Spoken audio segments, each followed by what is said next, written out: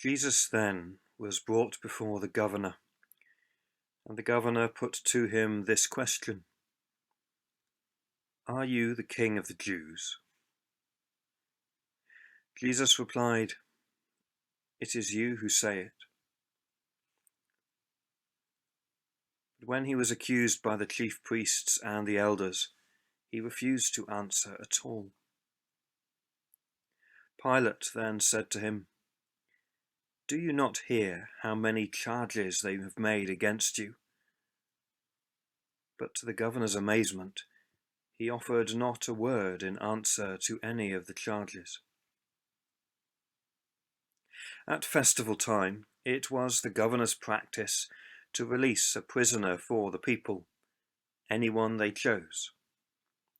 Now there was a notorious prisoner whose name was Barabbas.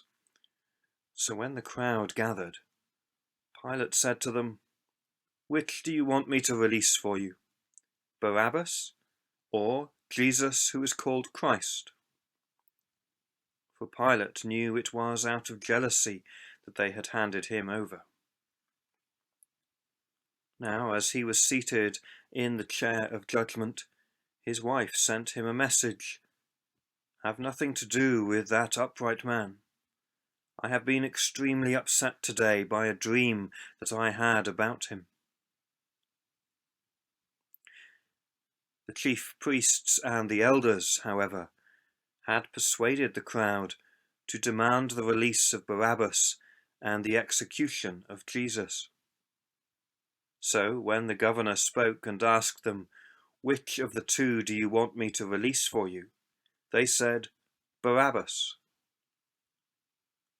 Pilate said to them, "But in that case, what am I to do with Jesus, whom is called Christ?"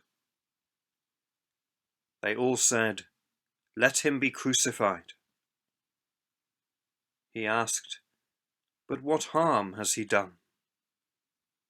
But they shouted all the louder, "Let him be crucified."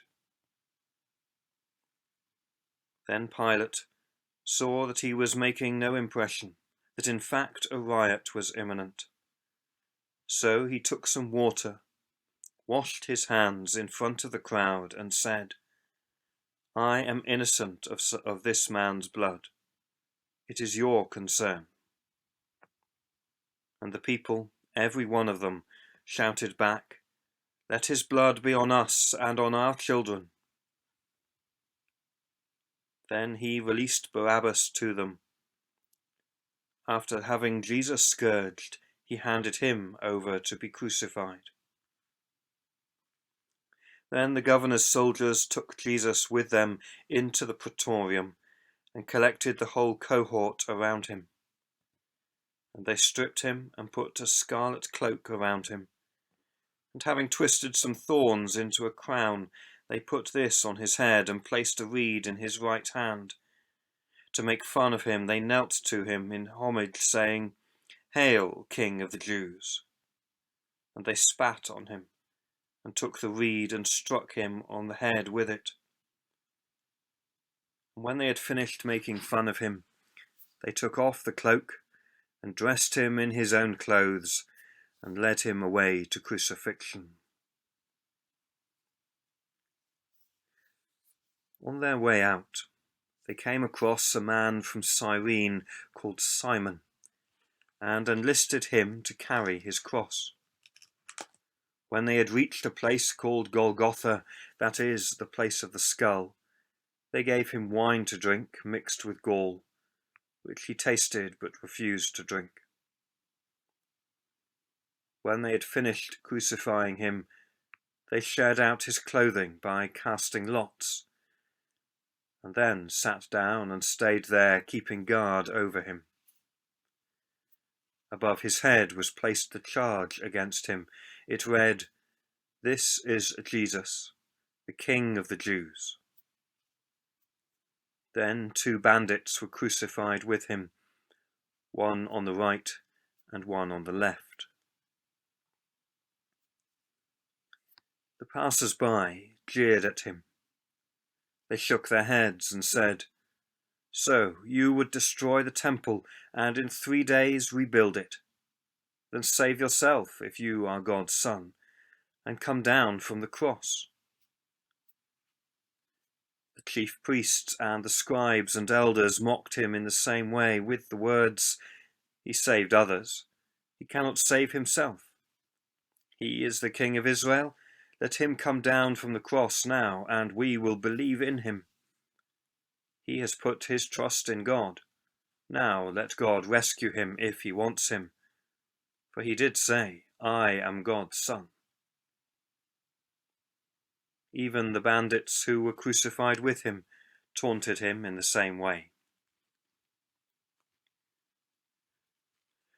From the 6th hour there was darkness over all the land until the 9th hour. And about the 9th hour Jesus cried out in a loud voice, "Eli, Eli, lama sabachthani?" That is, my God, why have you forsaken me?"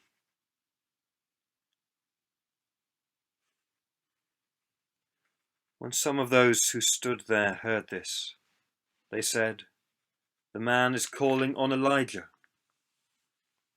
And one of them quickly ran to get a sponge, which he filled with vinegar, and, putting it on a reed, gave it to him to drink. But the rest of them said, "Wait, and see if Elijah will come to save him." But Jesus, again crying out in a loud voice, yielded up his spirit. And suddenly the veil of the sanctuary was torn in two from top to bottom.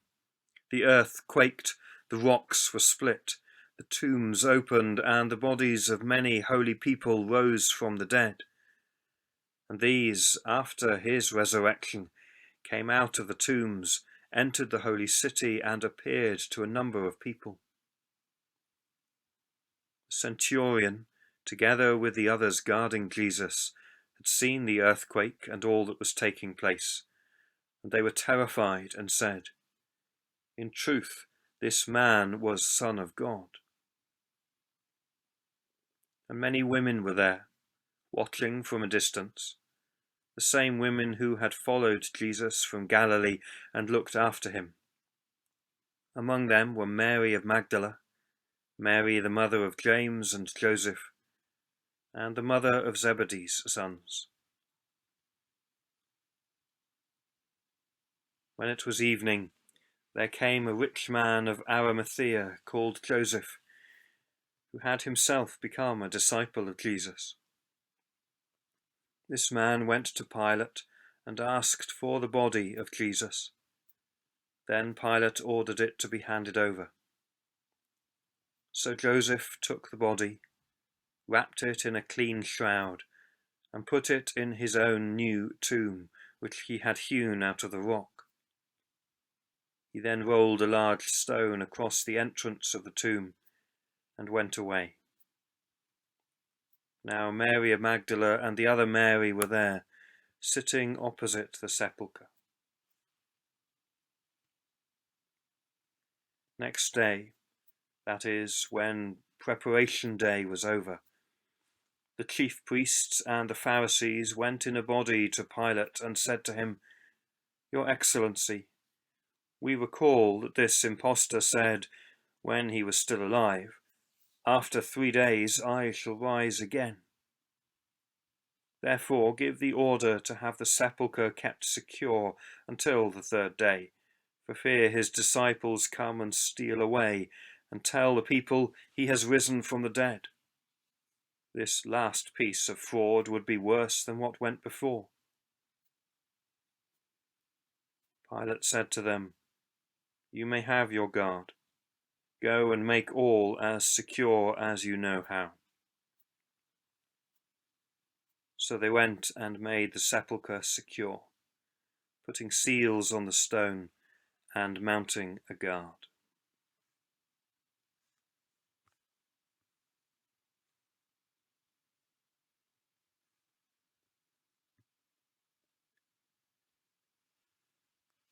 This is the passion of the Lord.